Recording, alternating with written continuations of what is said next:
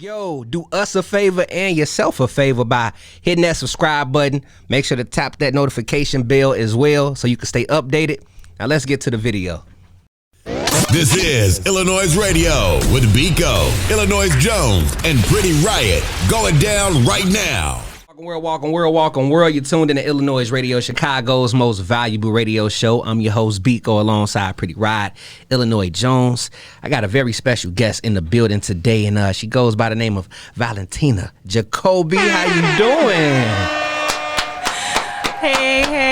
Thank you for the introduction. I'm good, thank you. You? I'm doing well. You know, I'm doing pretty well. But I gotta know, with this being your first time out here in Chicago, how has Chicago been for you? How has the experience been? I mean, I've been here literally like a day and a half. So far it's been really good. I think people are really friendly. It's hospitable. I think it looks a lot like New York. When I first got here, I was like, oh, okay, this looks familiar. I could see that. If I didn't go to New York, I would have said, no, New York looked like Chicago.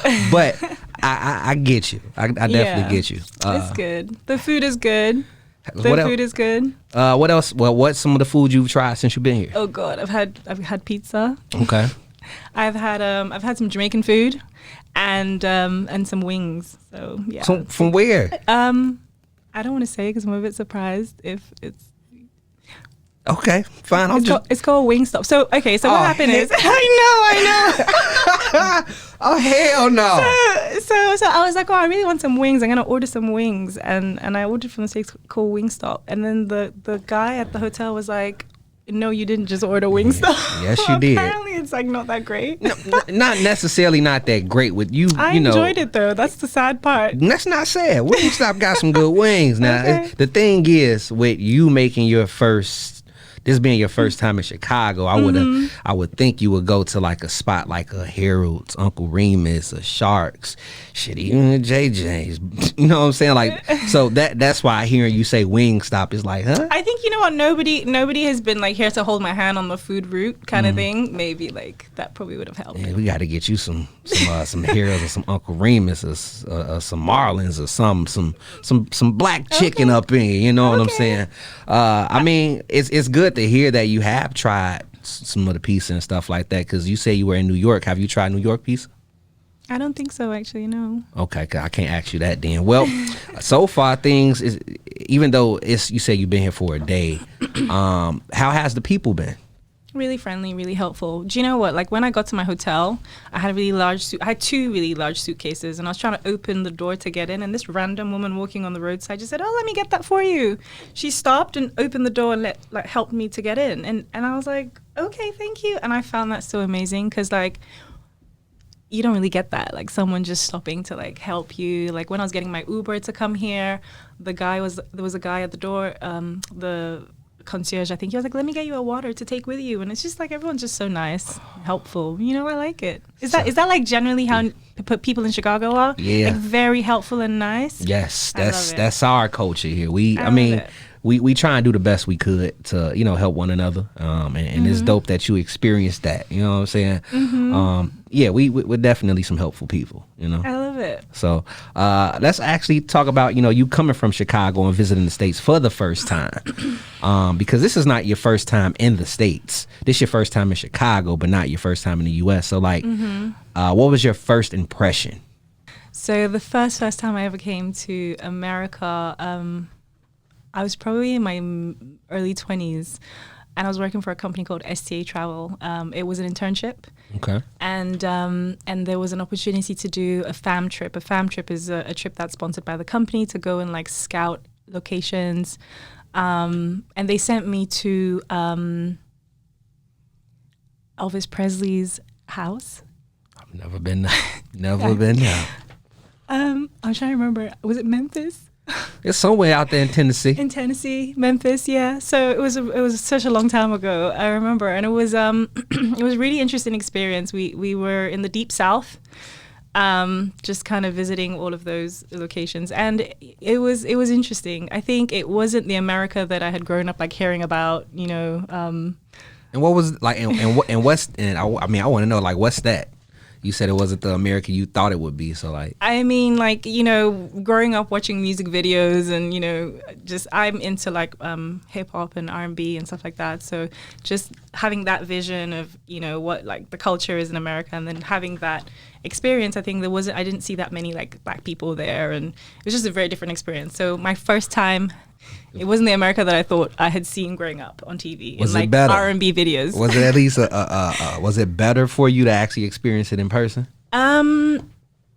It was good. It was good. I think my second experience was probably better, which was in Atlanta. The second time I ever came to the It's my US second home right there. was Atlanta, and Atlanta was probably a more fun experience. Also, you know, the first time I came was for work, so it was very much from the hotel to the locations and back like that. So I don't think I had like a full opportunity to really kind of dive in it. It was literally, you know, So it was okay. It was kind of like you being here. Like, yeah, exactly. You really didn't get a I feel like chance I definitely need to come back to Chicago again another time and do proper like look around. I've literally just had meetings since I've been here. So, I mean, yeah.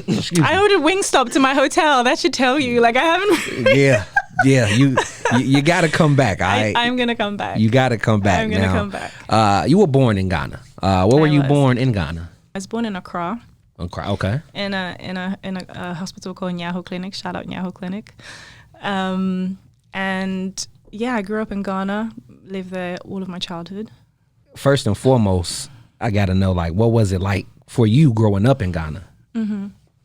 It was amazing. I think I had a really great upbringing, great childhood. I went to a really good school. I had great friends. I had good sort of family values, and just the culture really instilled in us, you know.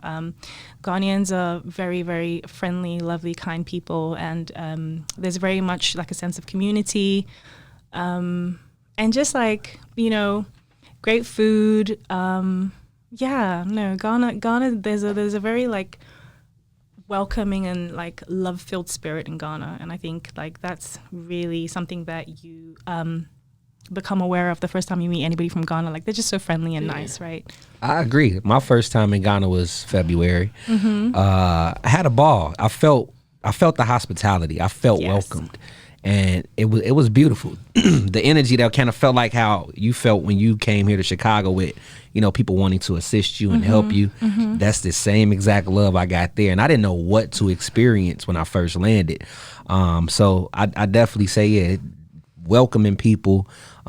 Good people at the end of the day. I'm so glad to hear that. That's so good. I hope that, you know, that has made you really want to come back, because I know when you came you didn't stay that long. You were literally there for a couple of days, so you have to come back and really like take your time to explore. I'm gonna come back. I've already made it a thing to come back this year, and explore more, because you're right, I was only there for maybe 3 to 4 days or something like that. And so if that was your impression, then I'm super happy. Let me actually give us some transparency for everybody out there. So I went to Ghana.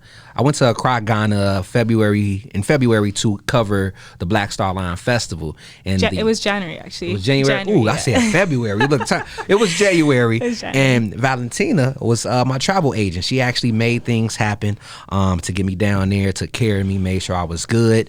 And so if you don't know, now you know. She's also CEO, founder of Enroute54, which we finna get into in just a moment. But still on the challenges of of Ghana, I wanted to speak on, with you growing up, what are some challenges you face growing up? Ooh, that's an interesting one. I grew up in I'd say a middle kind of class family, and I had access to all the things that I needed. It was really, really comfortable upbringing. I want to just highlight that. So I didn't really have any lack or that sort of thing growing up.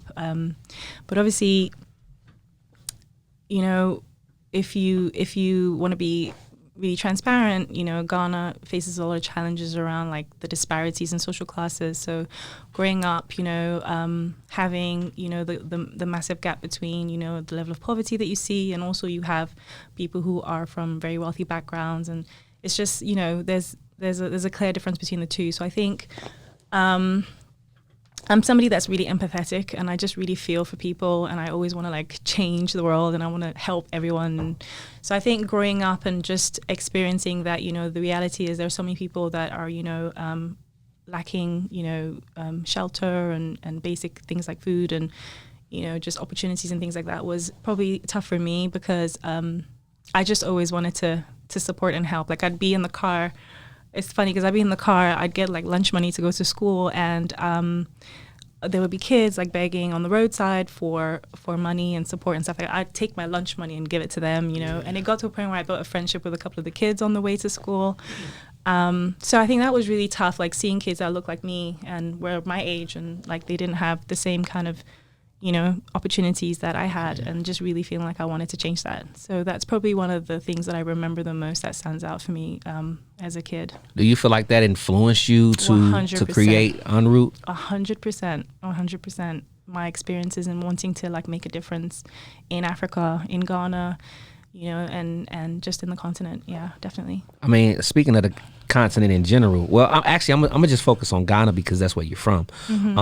What are what are some additional challenges that, you know, you don't mind speaking on that Ghanaians face that, you know, you feel can at least you know, see the light of day, where help can at least arrive and assist things?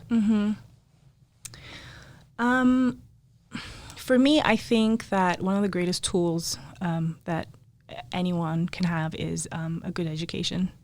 And I think that can really make a difference in the trajectory of, you know, your life and how you can build, you know, wealth and just a good standard of living in general. And I think that I think it's great that we have some really good universities in place, and some good schools as well. But I think just generally, there's a huge gap where like being able to provide really good quality education to all the children in Ghana is concerned, right? So good education or high quality education is very expensive in Ghana. You know, if you want to go to a really good school to get a really good education, that's going to catapult you. Yeah, that's going to cost you dollars, you know, a lot of money. When I say dollars, I mean like thousands of dollars kind of thing per year. We're not talking CD, We're not talking CD.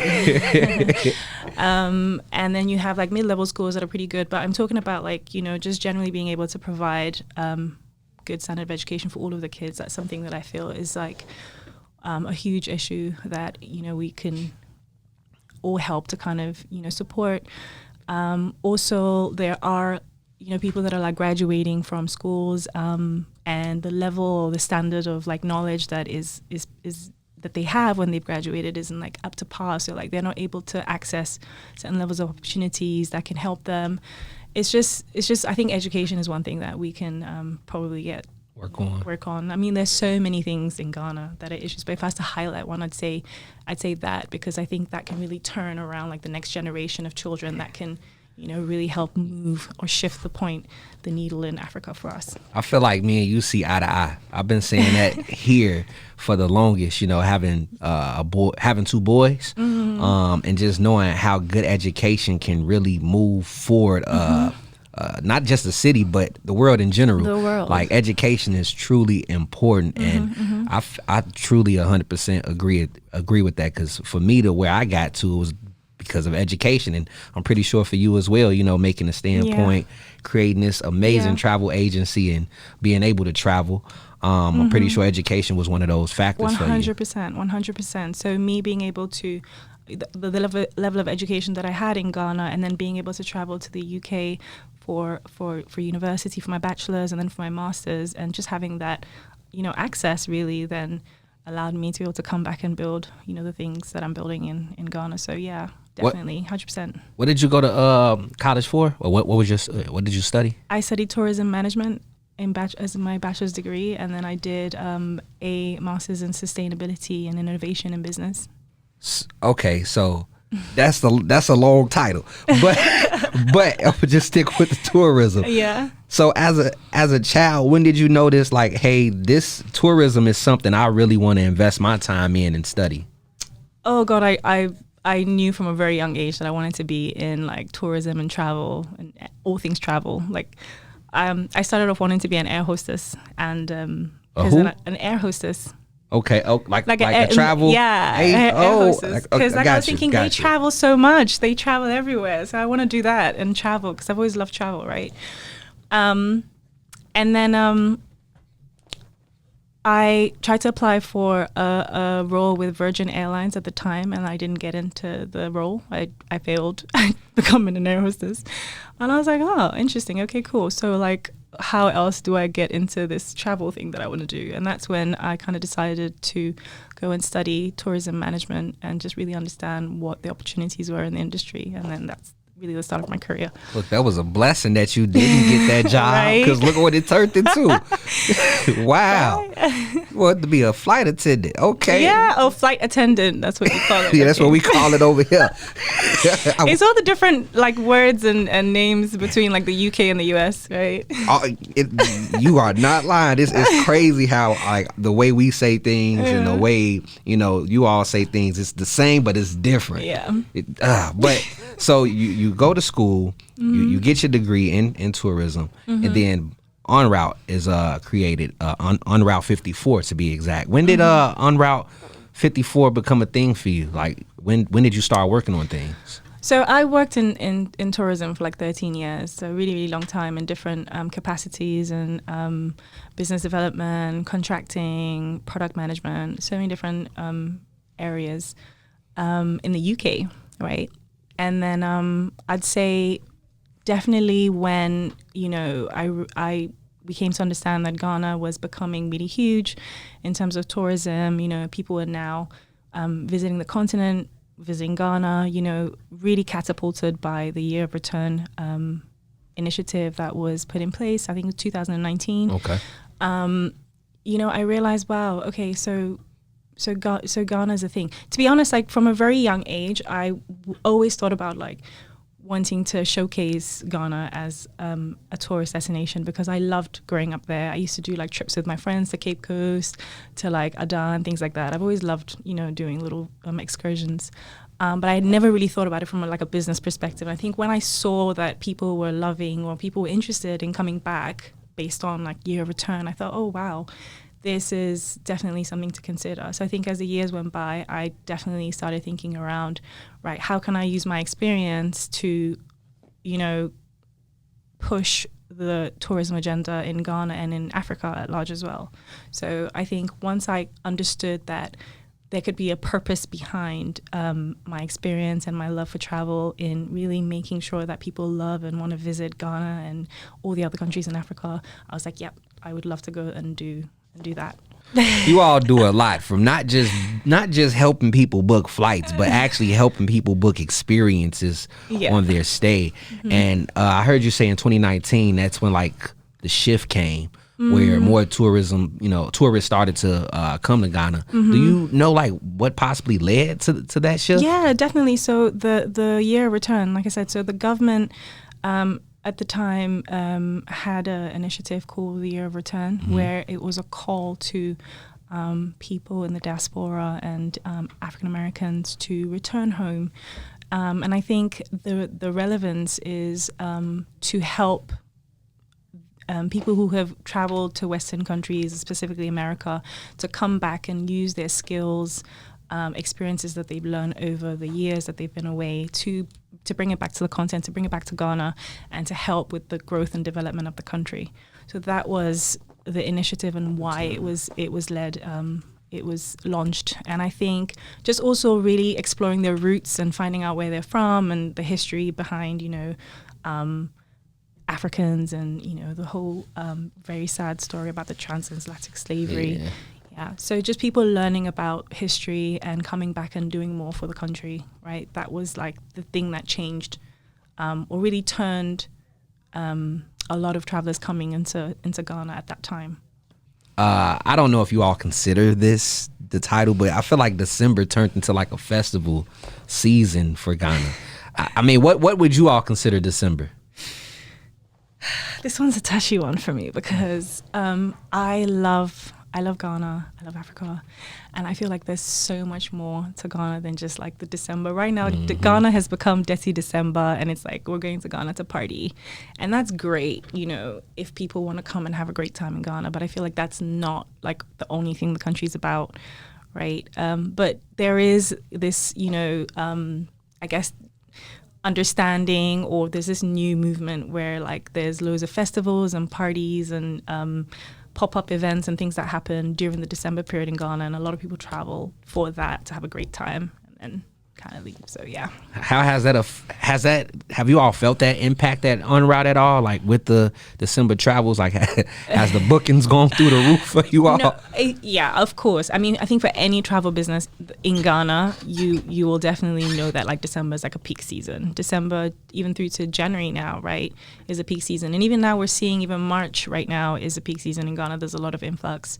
I think we do have like various peak seasons. I'd say August, summertime, you know, April. I think it's kind of in line with a lot of international travel peak periods. But Ghana specifically, there is a huge influx specifically in December because of Dirty December, the parties and the festivals. It did definitely help us because when we launched, we had like over 300 people that had come through us in the December period. So we definitely saw like a benefit to that in terms of how it impacted Enroute. But we definitely tried to shift people's experiences. So it wasn't just about partying. It was also about cultural experiences. It was about really community engagement and things like that.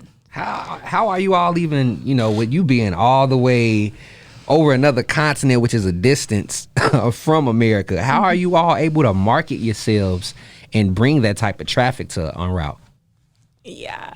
So right now, I mean, we're pretty new. We're a startup, so we are relying on word of mouth. So people really just talking about their experiences, like you, hopefully spreading the word, and just really social media, you know, posting about what we do on media platforms. And just networking. So using my my experience of different people within the travel industry and just sharing what we do. I think as we grow and we build our online platform, that'll be another angle with which we're going to kind of reach target markets and stuff. But for now, we are just really just showcasing what we do on Instagram and making sure that people have an amazing experience with us, and they would hopefully tell their friends, and then their friends will come and experience the continent through us. So yeah. I mean, let people know as well, like some of the services you all offer. Enroute54 is a travel company that basically concentrates on making sure people have an amazing cultural experience in Africa, and making sure that when they come, they can really be immersed in the things that the continent has to offer. But apart from also just having a great time and learning about the culture and the people and all of the history that the continent has to offer, we also want to make sure that we're giving back. So we embed community experiences and community give back programs in our experiences. So it could be through like doing a give back session, like going to a school and supporting the students there, or it could be maybe supporting the building of a hospital for better healthcare for local people.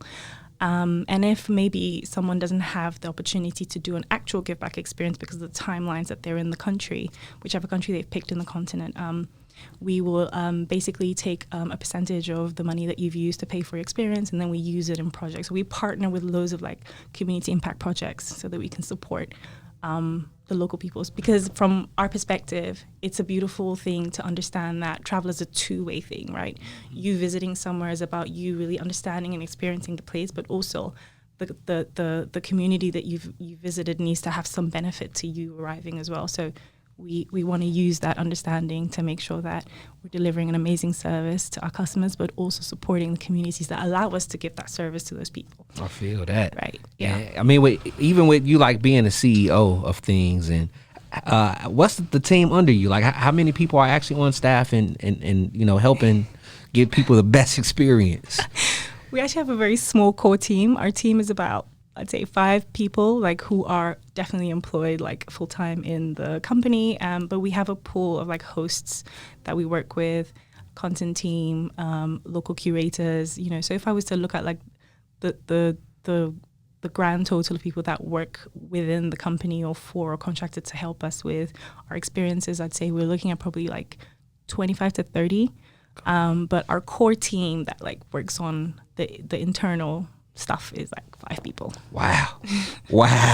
And to know that it's a small startup, but we're getting there. Small startup doing big things. Man, that's incredible. Yeah. And I wanted to touch on, like with you being a CEO, I want to say like, what's more important for you when it comes to helping people experience Africa? Yeah. So, I think it's really in line with what Enroute54 does as a company. I think, one of my biggest things is the thing that I think I would like everyone to understand that makes us stand out is that I feel like it's important for the experience that people visiting Africa have is guarded around or built around really having an immersive experience and really being able to understand the culture, because I think it's possible to travel somewhere and like go there but not really understand what that country is about, what the people are about, what the local food is about, what the what is the dress sense about, all of the history. There's so many beautiful things to learn, and I think travel really like helps us to understand people and even builds like how we relate to people, right? So the biggest thing that I think we want to do is make sure that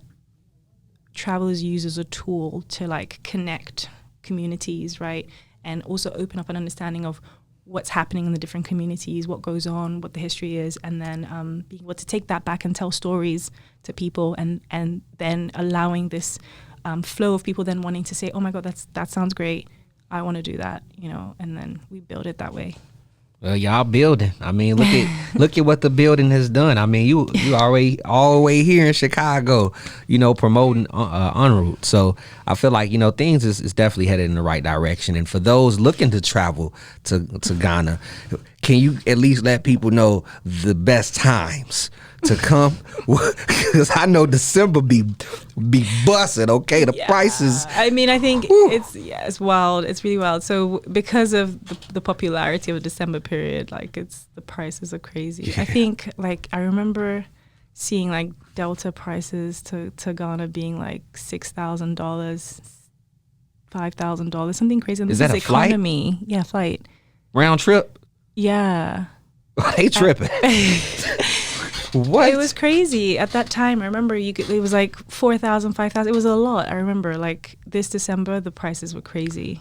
So not stay away from December if you want to go down and experience. The thing is, I think just like a lot of other places, like if you wait till the last minute, it's going to be wild for you, right? But if you book in advance, so I encourage people who are thinking about coming to Ghana in December to start looking at things now, flights now, accommodation now. Like I'm telling you, like half of Ghana is already full at the moment because people already started planning all of their trips to Ghana like now, like January. So now is the right time to start looking at your tickets if you want to come to Ghana.